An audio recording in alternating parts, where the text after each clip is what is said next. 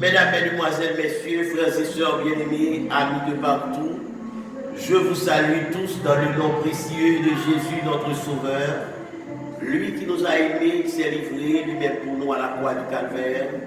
C'est une grande bénédiction de nous retrouver ensemble. C'est une joie immense de communiquer avec vous le message de la parole de Dieu. Aujourd'hui, je veux saluer tous mes amis abonnés, tous ceux-là qui regardent nos vidéos, tous ceux-là qui partagent nos vidéos. Que le Seigneur vous bénisse abondamment. À la fin de cette nouvelle année, nous sommes à la fin de la nouvelle année. Donc, nous profitons de cette occasion pour vous présenter nos vœux les meilleurs. Que le Seigneur vous bénisse, que vous deveniez de meilleurs enfants. Nous sommes aujourd'hui 25 décembre 2020. Dans quelques jours encore, l'année prendra fin. Oui, pour faire place à l'année 2021. À l'approche de la nouvelle année, on se change des vœux de toutes sortes.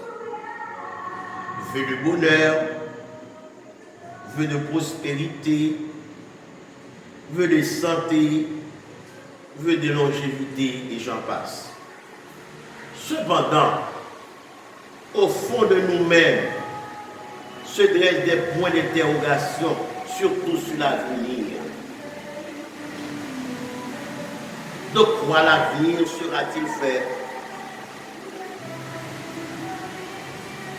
Quelle perspective pour la nouvelle année?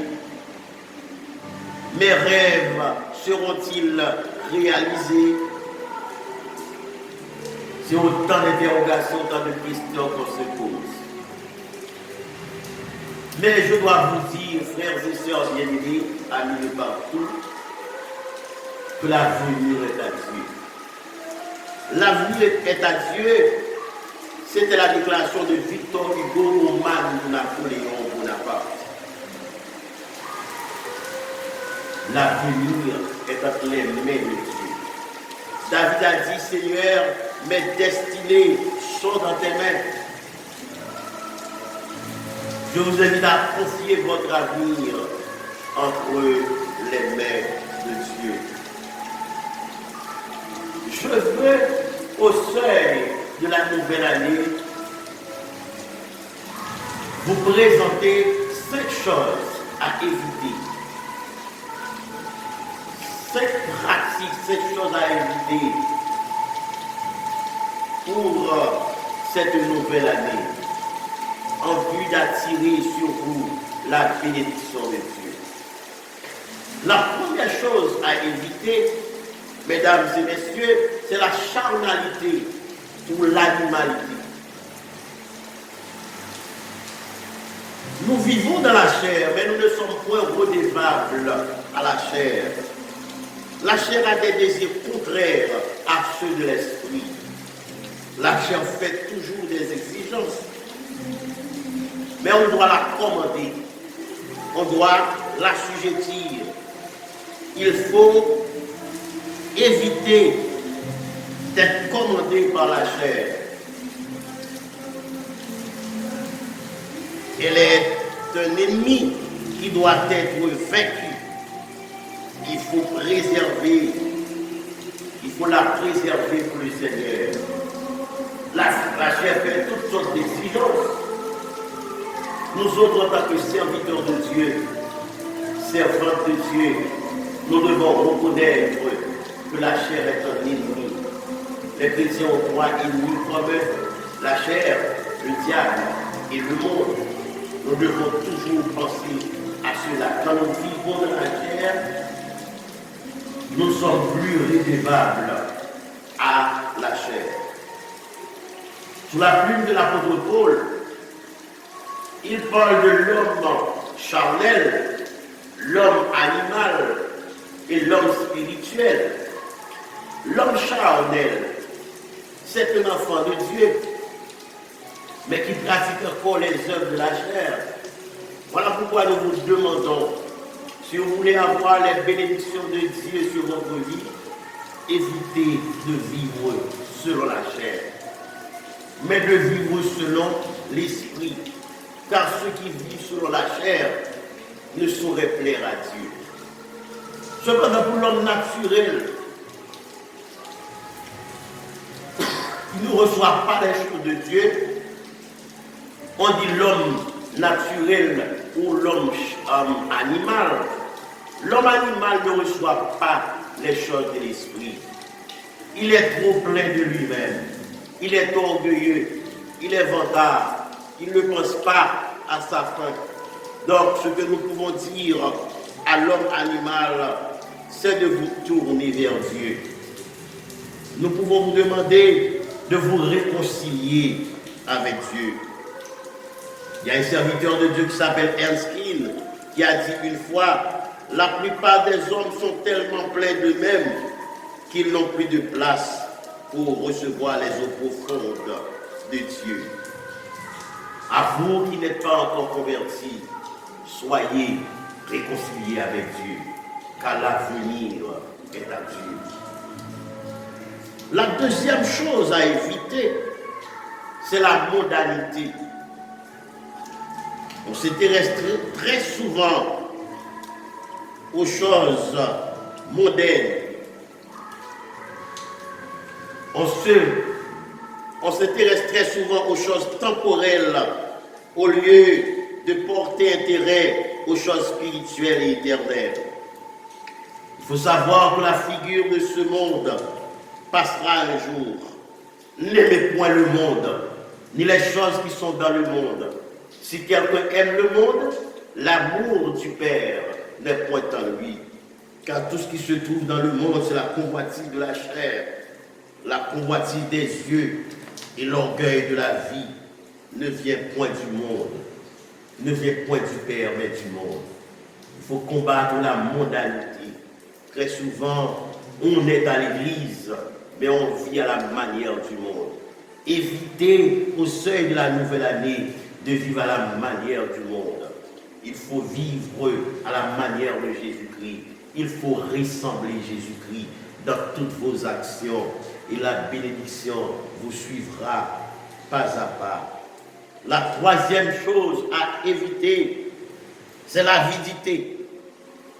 L'avidité, mesdames et messieurs, c'est un désir désordonné d'avoir plus, une faim excessive et insatisfaite de posséder.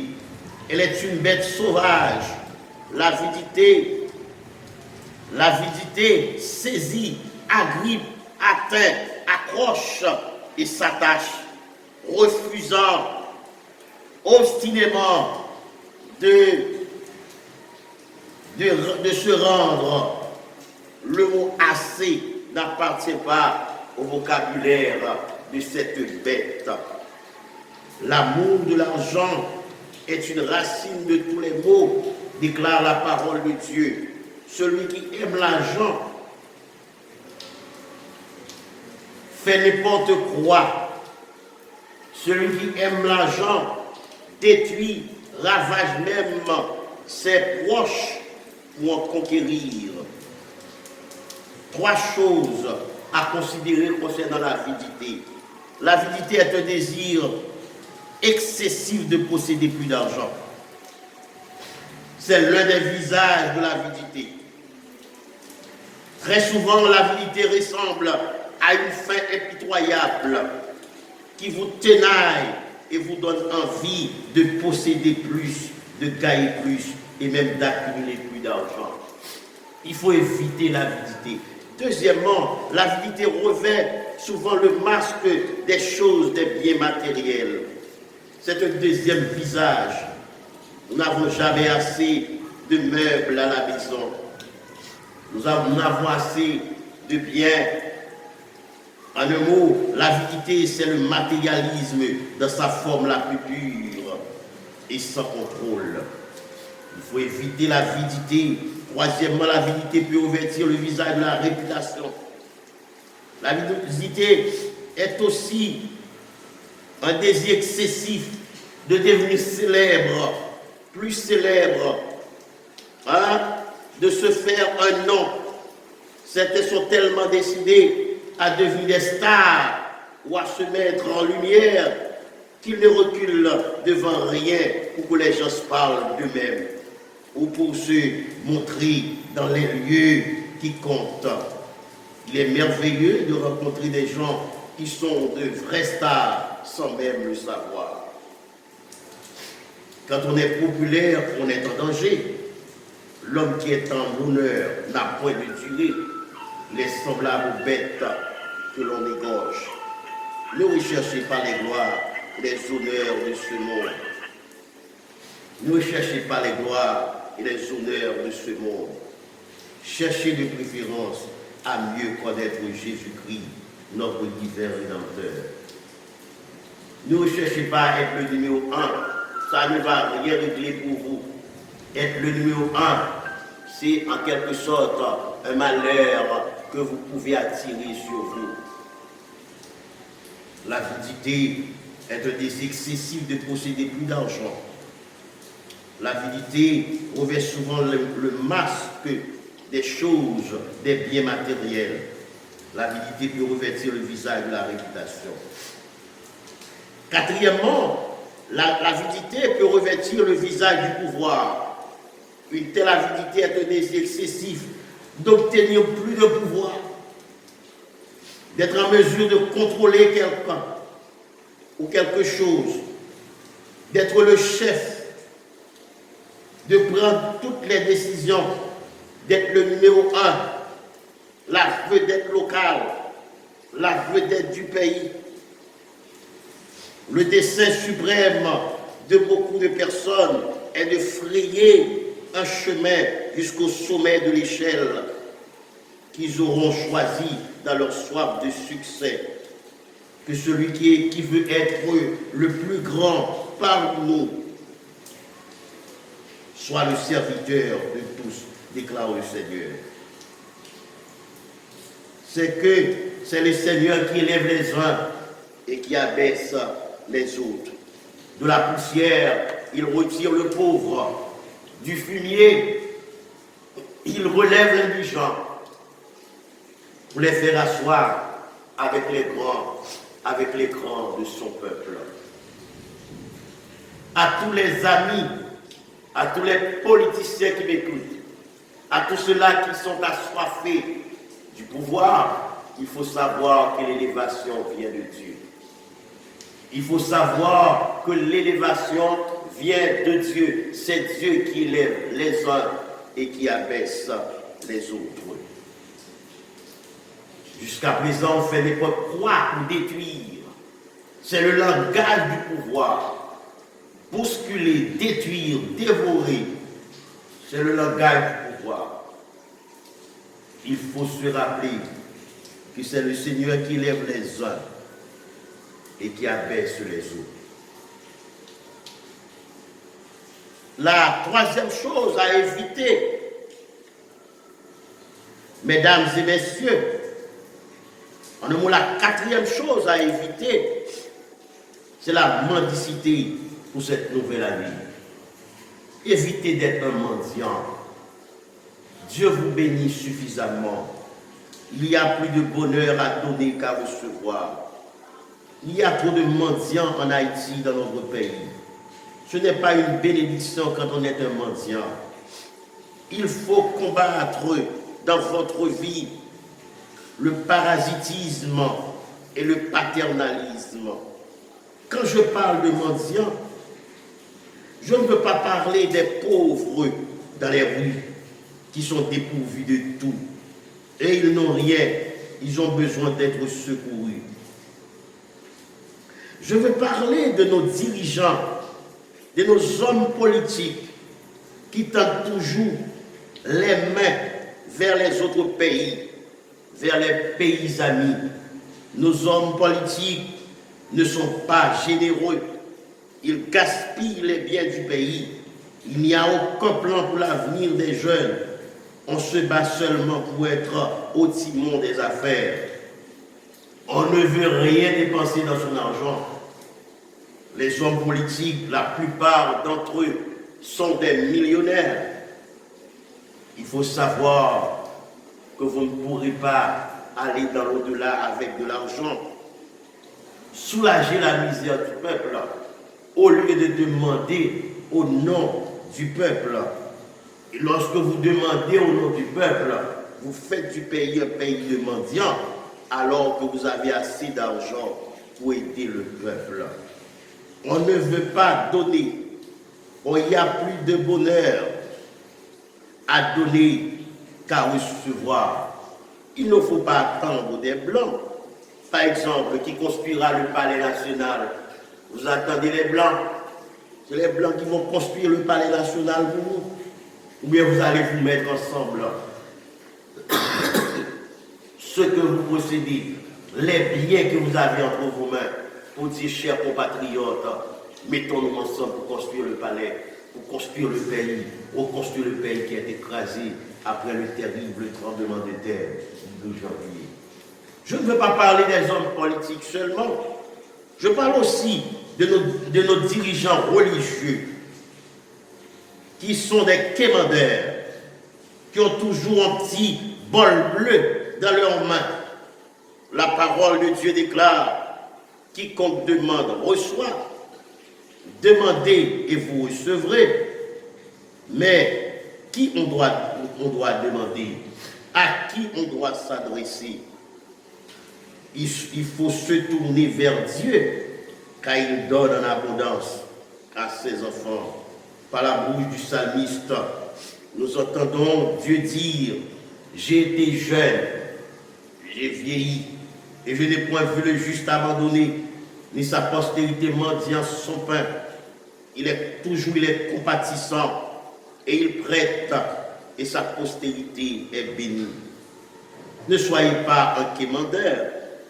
Au contraire, le peu que vous possédez, il faut être disponible à contribuer pour la bonne marche de l'œuvre de Dieu sur la terre, sans tristesse ni contrainte, car Dieu aime celui qui donne avec joie. Cessez de mendier. Vous ne faites pas honneur à l'Éternel votre Dieu. Cessez de vous traîner devant les Blancs, les étrangers. Mettez aussi ce que vous possédez au service de Dieu. Certains Haïtiens attendent toujours. Certains Haïtiens attendent toujours les catastrophes dans notre pays pour augmenter leur compte en banque. Avec l'argent que vous possédez, vous pouvez aider aussi vos prochains. Évitez la mendicité pour cette année. Vous appelez trop souvent la malédiction sur le pays. Vous voulez vous enrichir aux dépens des pauvres. Il est temps pour que nos politiciens, nos leaders religieux cessent de demander. Il faut cesser de quémander. Il faut briser le petit bol bleu qui est entre votre main. Chaque année, vous allez à l'étranger, un peu partout pour demander de l'argent au nom du peuple. Faites une expérience avec le Seigneur. Non seulement il faut éviter la mendicité pour cette nouvelle année, il faut éviter, cinquièmement, la méchanceté pour cette nouvelle année. Les méchants n'ont pas d'avenir. Ceux qui ont choisi la voie de la méchanceté sont brisés subitement et sans remède. Il n'y a pas de bien-être dans le mal. Un méchant ne peut pas être heureux. Le méchant peut donner l'apparence d'être heureux parce qu'il a beaucoup d'argent. Il peut acheter certaines choses. Il peut acheter le prestige et la gloire. Il peut avoir de l'argent, il peut acheter certaines pour les pousser à faire le mal. Il peut même acheter des hommes. Le méchant peut acheter des hommes pour faire le mal. L'argent peut être un instrument. Peut-être un instrument de pression.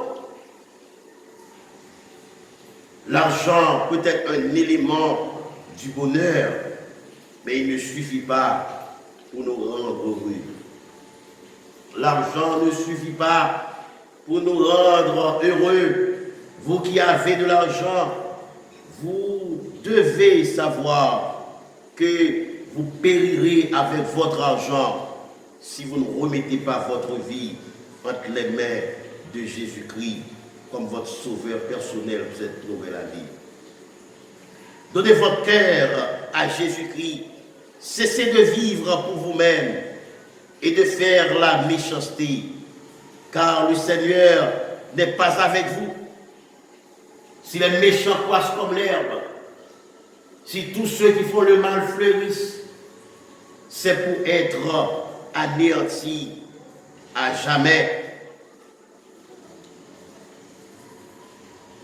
Déposez les armes de la méchanceté, car la méchanceté ne saurait sauver le méchant. Écartez-vous de ceux qui font le mal, de ceux qui commettent l'iniquité, de ceux qui tuent, de ceux qui pillent, qui volent, qui assassinent. Écartez-vous de ceux-là qui kidnappent les gens.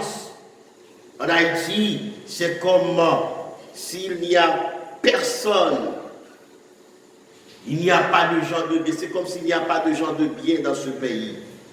Les gens de bien sont dispersés dans le pays. La vérité trébuche sur la place publique. Ne vous accrochez pas avec un méchant parce qu'il est un grand bandit. Accrochez-vous à Dieu par Jésus-Christ. Convertissez-vous. Tournez-vous vers le Dieu vivant et vrai. Le psalmiste déclare: j'ai vu le méchant dans toute sa puissance. Il s'étendait comme un arbre verdoyant. Et voici, il a passé. Et il ne se trouve plus. Ce même psalmiste a déclaré dans le psaume 37, ne t'irrite pas contre les méchants. N'envie pas ceux qui se font le mal, car ils sont fauchés aussi vite que l'herbe et se flétrissent comme le gazon vert. Confie-toi en l'Éternel. Pour vous qui avez peur, le texte sacré déclare: confie-toi en l'Éternel et pratique le bien. Aie le pays pour demeure et la fidélité pour bâtir. Il faut éviter à tout prix la méchanceté pour cette nouvelle année.